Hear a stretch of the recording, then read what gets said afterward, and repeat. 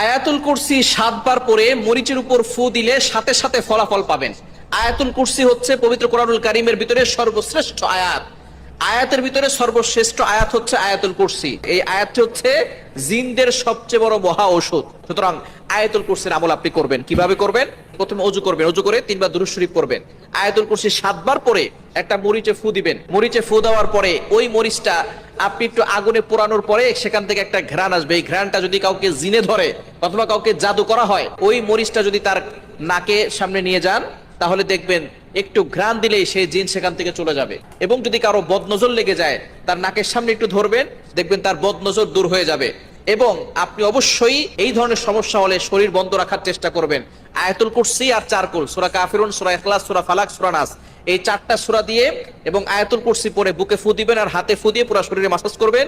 শরীর বন্ধ থাকবে, দুনিয়ার কোনো শক্তি আপনাকে ক্ষতি করতে পারবে না।